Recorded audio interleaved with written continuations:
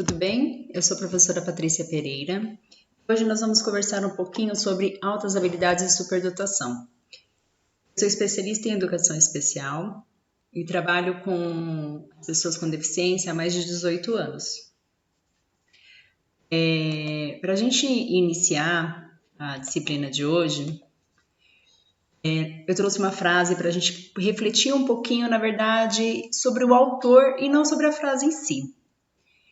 A frase é: não procure ser um homem de sucesso, mas sim um homem de valor. Albert Einstein. E Albert Einstein, conhecido como ele é, todo mundo fala que ele é um gênio, que ele é uma pessoa com altas habilidades, uma pessoa com superdotação. E aí nós vamos desmistificar algumas questões. Realmente, quem é o Albert Einstein, né? Nessa estrutura de altas habilidades e superdotação. Então, para a gente iniciar aí o nosso bate-papo, a gente tem que pensar um pouquinho nos conceitos. Então, o conceito de superdotação ou alta habilidade, ele pode ser definido para uma pessoa que apresenta uma melhor aprendizagem, vamos dizer assim, numa determinada área do conhecimento. Ou seja, ela tem uma desenvoltura melhor em uma determinada área. Isso é comparado, se a gente falar com uma pessoa que não tem e uma pessoa que tem. Então, sempre esse conhecimento vai ser muito mais elevado.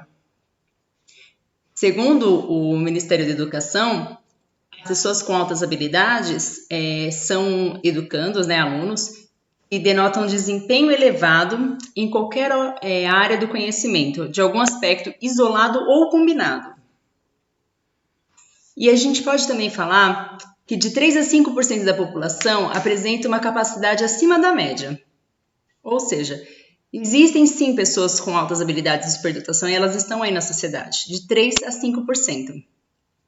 Se existisse realmente uma política pública dentro das unidades escolares que conseguisse identificar essas pessoas com altas habilidades e tivessem políticas públicas para isso, a gente poderia ter até 20% da população identificada. Somente em grandes estruturas de centros urbanos existem clínicas ou equipamentos que podem dar essa condição de avaliar realmente se a pessoa tem ou não a superdotação ou alta habilidade. Nós vamos utilizar um conceito do Renzulli, que ele fala do modelo dos 3 anéis. O que é isso? Para ele, na teoria dele, para a pessoa ter uma alta habilidade ou uma superdotação, ela precisa ter 3 agrupamentos básicos dentro dos traços da humanidade. A primeira é uma capacidade acima da média, ou seja, comparado às outras pessoas. Ele também tem que ter um envolvimento com essa tarefa que ele desempenha. Ele tem que ter criatividade. E nós temos as habilidades, né? Altas habilidades. Então, nós temos vários tipos de altas habilidades. Nós temos o tipo intelectual. Quem é o tipo intelectual? É aqueles que exibem fluência, flexibilidade no pensamento abstrato, fazem associações, além de um raciocínio e uma produção ideativa. Ele tem uma memória, uma compreensão elevada e capacidade de resolver problemas. A gente trouxe como um exemplo aqui de tipo intelectual o Jô Soares. O Jô Soares, ele tem uma memória incrível. Ele faz associações o tempo todo. Quem teve a oportunidade de assistir os programas dele consegue entender do que eu estou falando. Ele pega uma imagem, ou pega um segmento, ele faz associações e o raciocínio dele é muito rápido. O outro tipo que nós temos é o tipo acadêmico. O tipo acadêmico é o que mais nós identificamos dentro das escolas. Ele tem uma boa concentração, uma boa atenção. Ele tem agilidade na aprendizagem, ou seja, aprende muito mais rápido.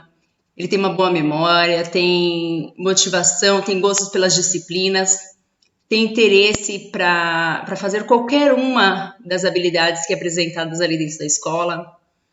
É organizado e tem uma grande produção acadêmica. O exemplo que nós trazemos é o Nolan, que ele é um artista, né? Que ele fez um seriado norte-americano. E assim, se formou no ensino médio com 13 anos de idade, ele tem um QI de 150. E ele era sempre muito notado na escola por essa capacidade que ele tinha de abstração e de conhecimento das áreas acadêmicas. O próximo tipo é o tipo criativo. E nós trazemos como exemplo os personagens do Caceta e Planeta. Por quê? Porque eles têm originalidade, eles resolvem problemas de formas inovadoras. Então, eles mesmos escreviam o programa deles e eles contracenavam com coisas que estavam ali na mídia. Sensibilidade em situações que falam do ambiente, do ser humano. Podem produzir os modos diferentes. Tem a questão do desafio. E sempre nessa questão da criatividade, está sempre inovando. O próximo é o tipo social. E nós trazemos como exemplo o ex-presidente dos Estados Unidos.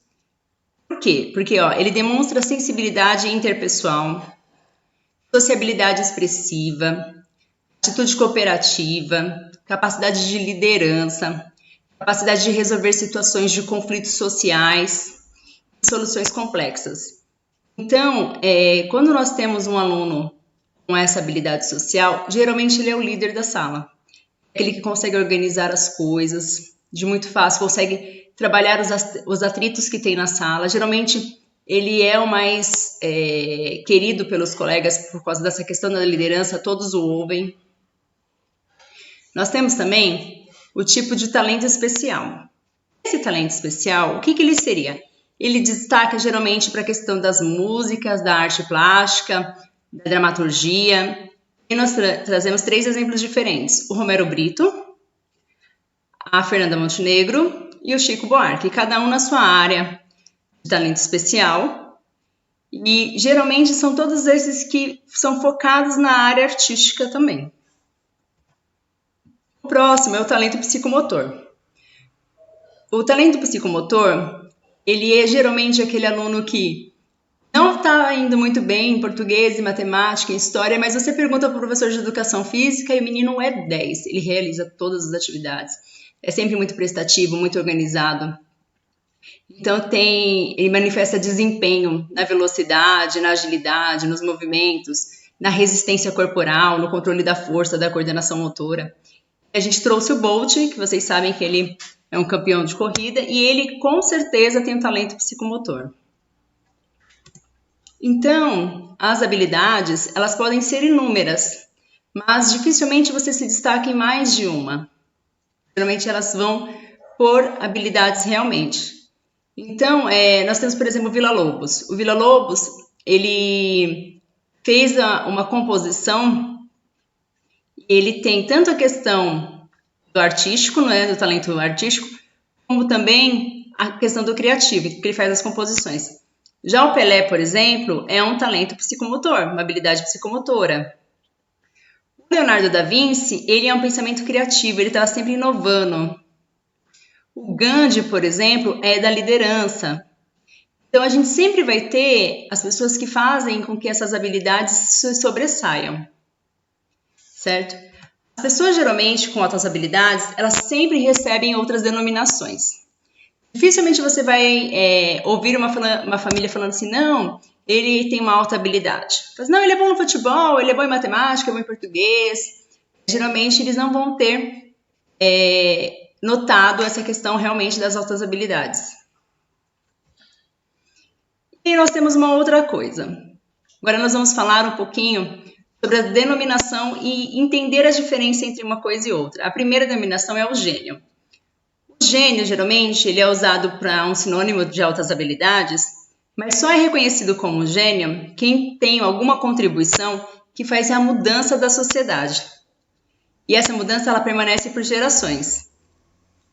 Aí nós podemos citar, claro, que o Leonardo da Vinci, o Einstein. Nós temos também o prodígio, que é diferente do gênio. O prodígio é aquele que começa muito cedo a realizar as coisas. O Mozart, por exemplo, com 5 anos de idade, ele já era compositor de música clássica. Então, essa idade precoce, ele tem um nível muito alto dessa habilidade. No caso, o Mozart tinha uma habilidade musical muito forte. Nós também temos o alto QI. O alto QI, que é o quociente de inteligência, ele é expresso por um número e sua sequência ela é sempre gradativa. Cada pessoa tem na classificação um QI determinado. E a média mundial é de 90 a 109. Nós temos aí, por exemplo, o Bill Gates, que o QI dele é de 180. Ou seja, está muito acima da média mundial. Nós temos a precocidade.